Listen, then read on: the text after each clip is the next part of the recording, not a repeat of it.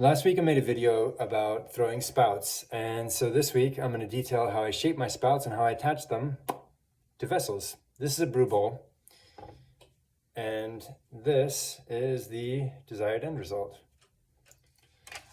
So initially, the important thing when you're working with spouts and attachments for teapots in general is that you make sure that the consistency of the clay, how moist or how dry it is correct.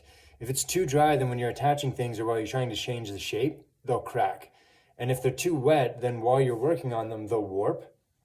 And those warps often come out in the fire. So you might think that it's round, but it remembers that you warped it and it'll show back up later.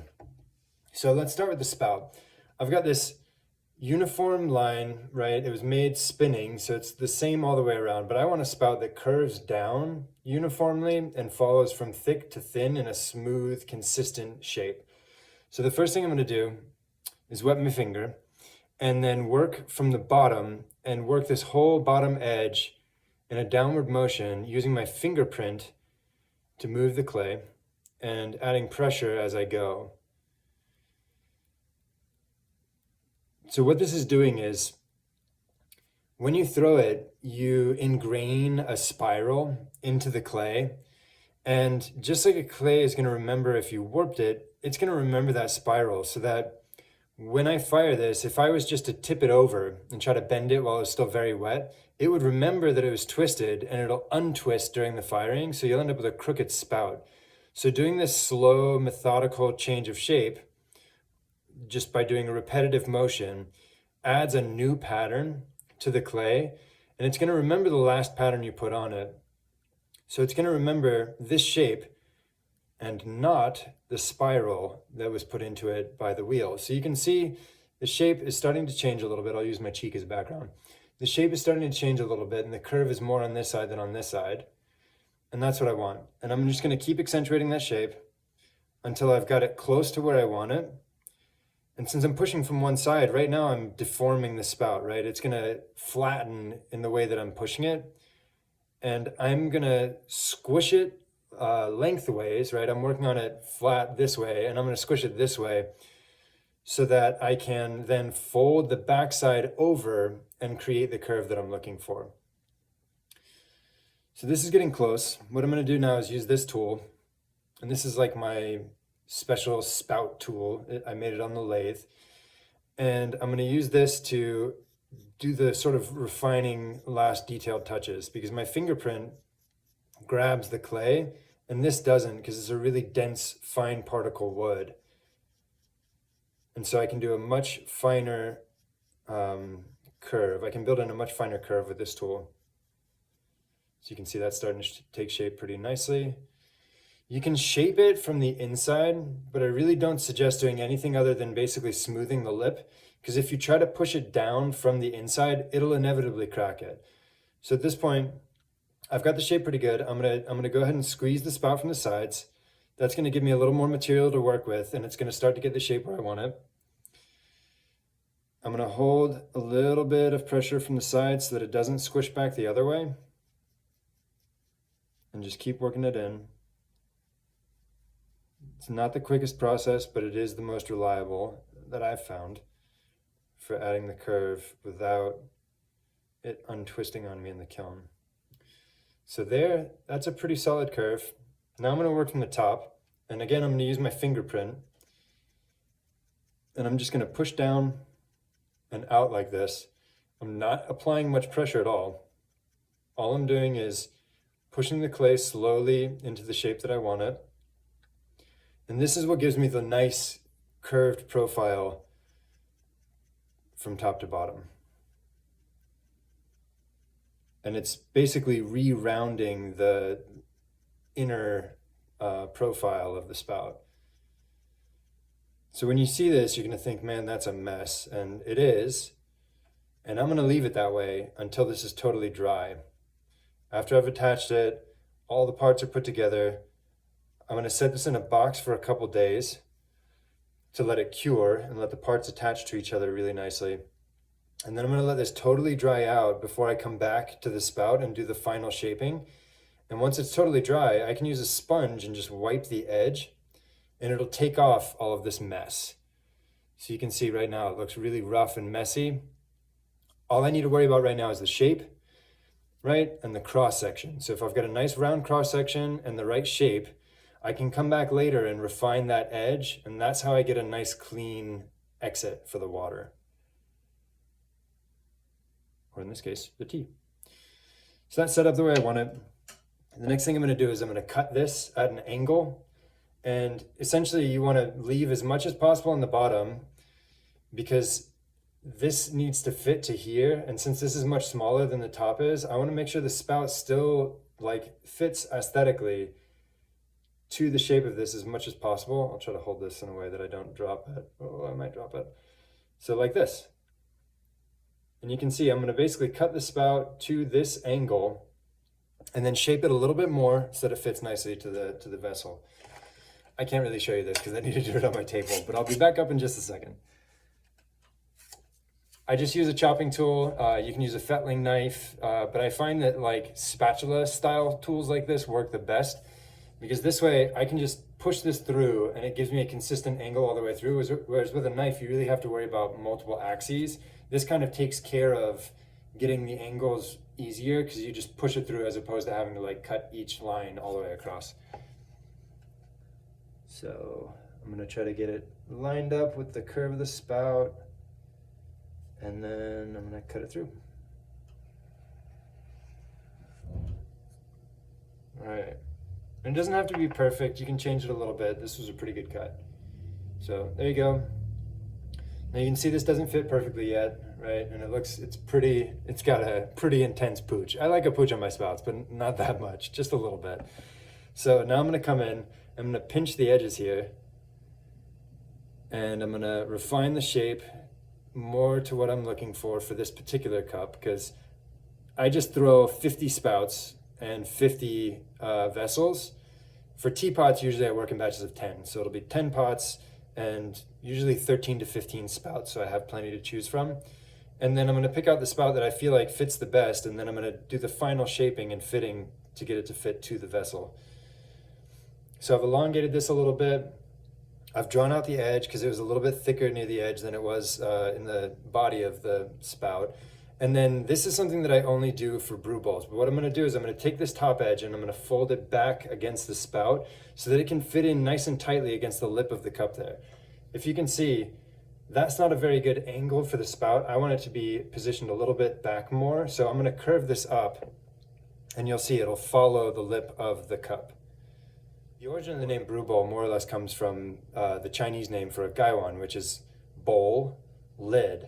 Gai is top, wan is bowl. So in this case, because it's a brewing bowl, I call it a pao wan. Pao is brew, bowl. And it's basically just a, generous sized teacup that I've gone through the full process of attaching a spout the same way that I would it for a teapot.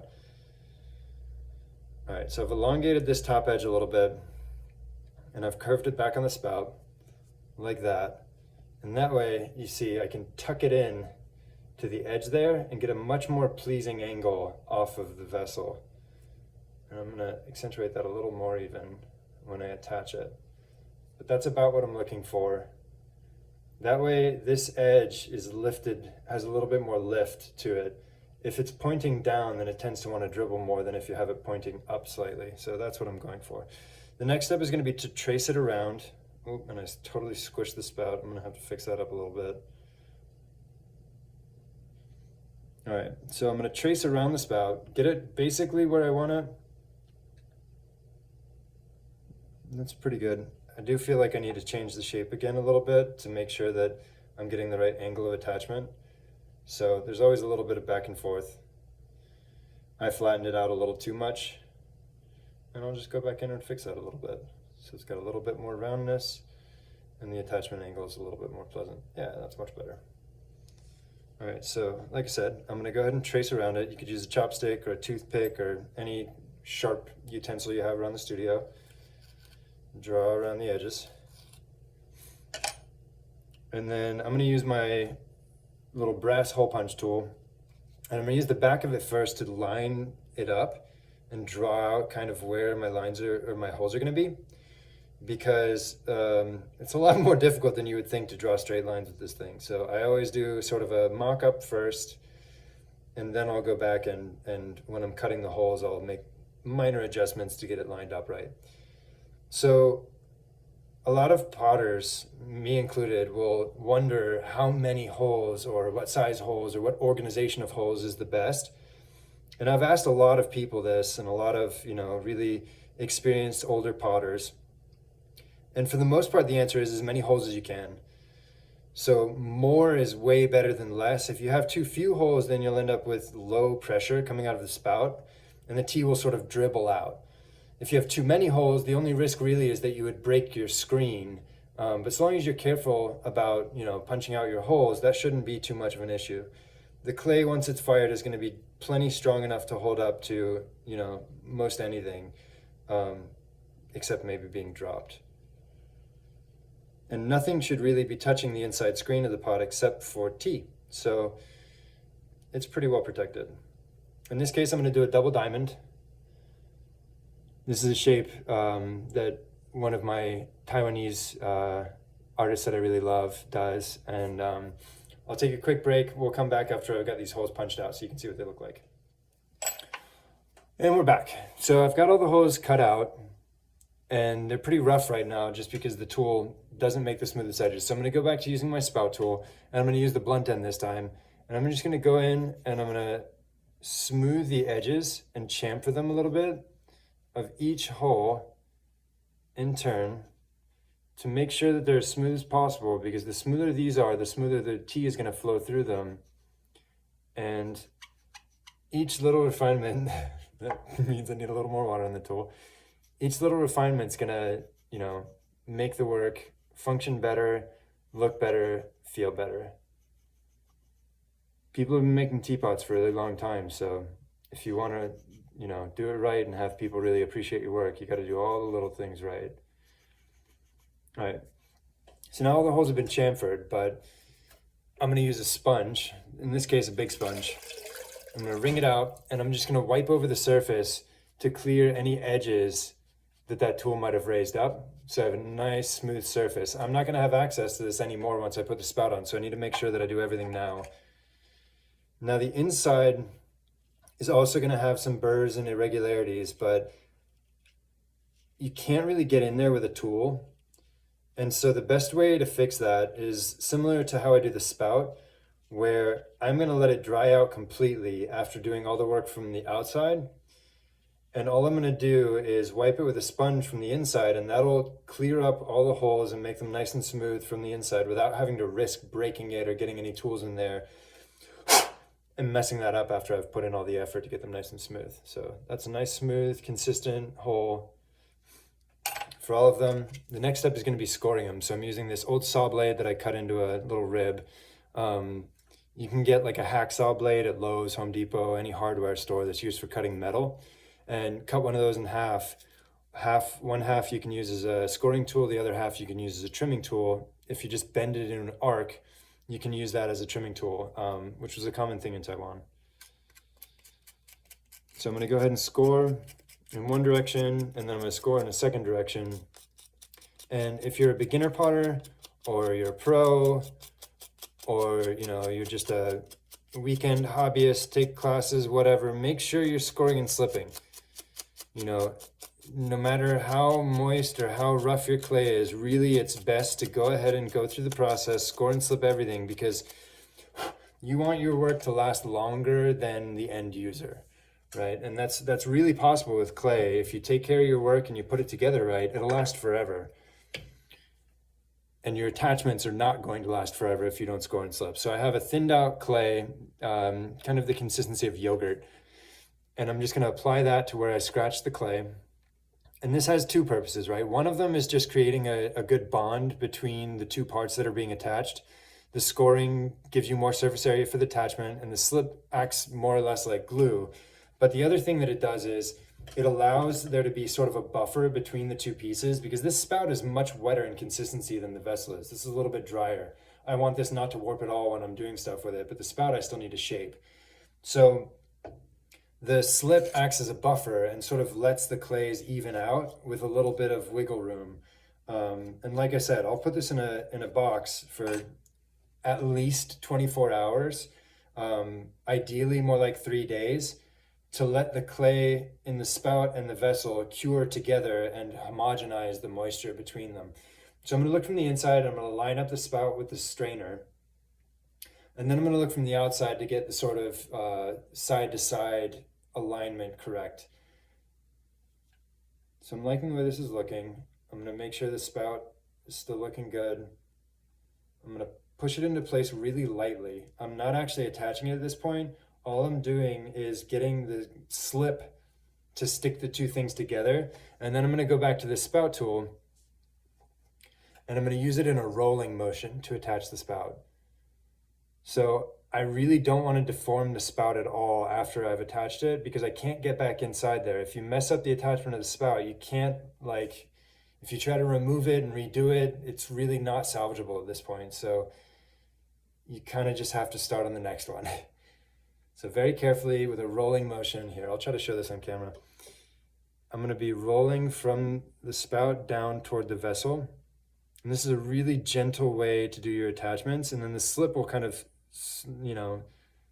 smush out of the seam, doing its job as glue.